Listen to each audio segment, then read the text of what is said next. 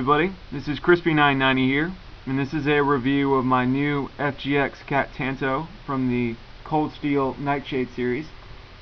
Usually I'm pretty long-winded with my reviews, and I just try to cram in as much information as possible, and so I end up just underneath the 10-minute mark with most of my reviews.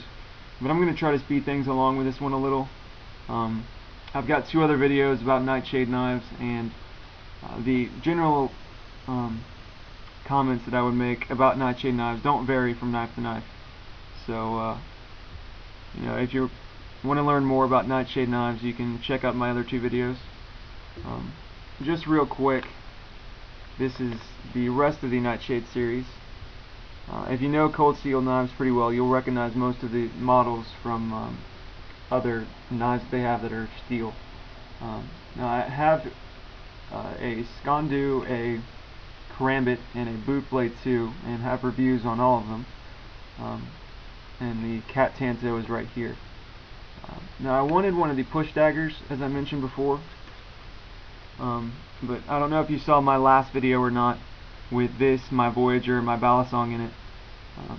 But I got this at a gun show, and I was sort of walking out the door when I noticed these after I'd already bought my my Voyager and my Balisong, and didn't plan on getting any of these, so I only had enough cash left on me to get one. And since this is much more utility friendly than a push dagger, I got this.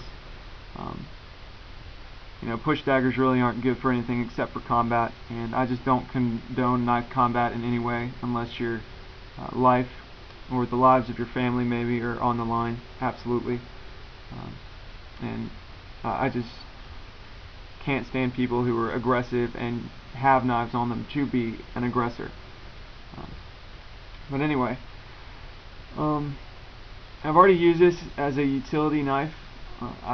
This is the largest fixed blade I have, and used it to clear off some monkey grass off a pathway out on my back porch. Now for those of you who don't know what monkey grass is, it's essentially just regular grass, except for the blades are probably 2.5 feet long and about 2 centimeters wide. So they're pretty large blades of grass, and they're not very stiff or anything, but they were just sort of growing over up onto the cement, and just hacked them up pretty good with this thing.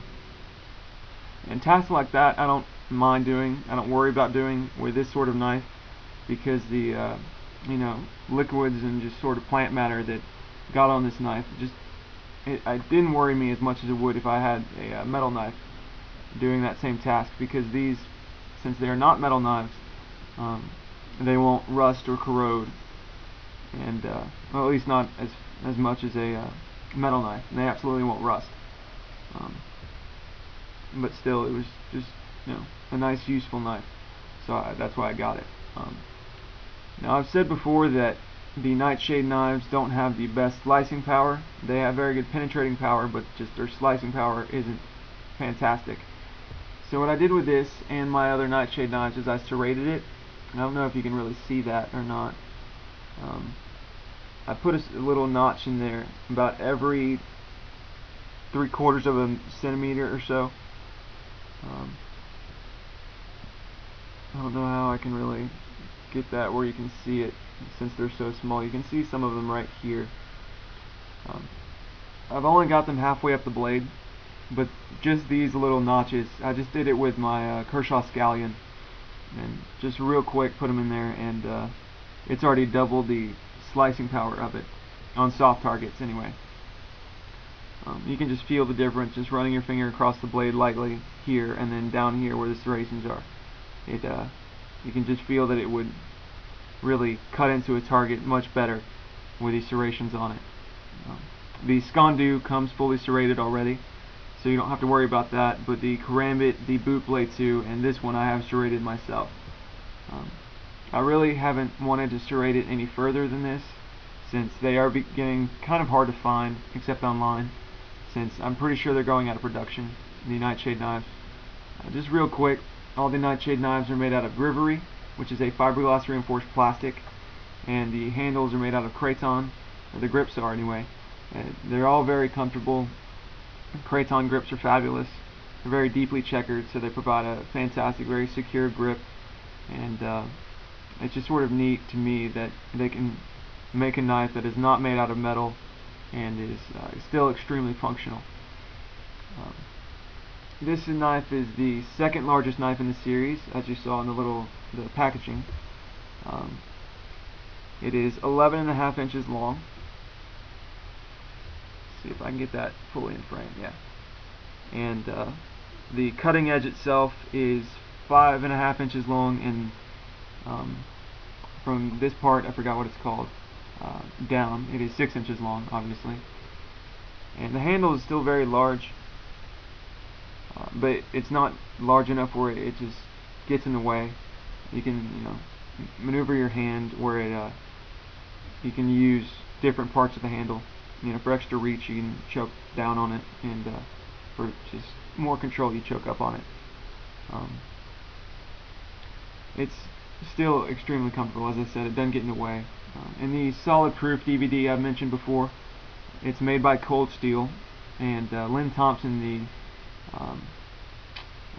the president and founder of Cold Steel, and a few other guys, they just torture test knives to the max just to show off their performance and durability. And they take this specific one, put it point down on a 2x4, and hammer it all the way through until about this much of the blade is sticking out from underneath the 2x4. And then they take the pommel and smash through like 3 sheets of 3/8 inch plywood, which is pretty neat to see. Just the destructive power of this sort of knife. But I mentioned that before in my other Nightshade knife videos if you're curious. They have a few scenes from that DVD sort of pirated on YouTube.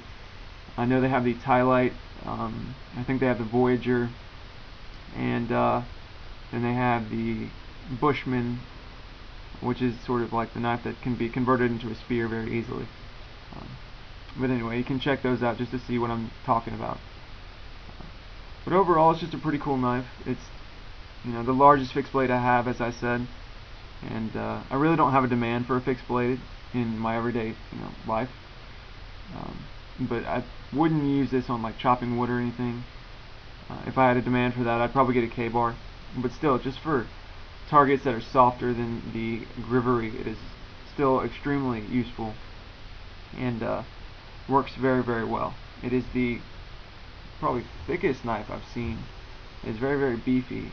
The handle is most of an inch thick, and the blade on the back of it is almost half an inch thick.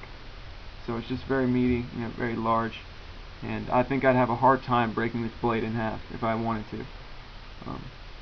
But anyway, I'm starting to get a little too long here. But anyway, once again, this is the FGX Cat Tanto from the Cold Steel Nightshade Series. If you have any comments or questions, just let me know. Put them down there, as always. And I'm Crispy990. Thanks for watching. Peace.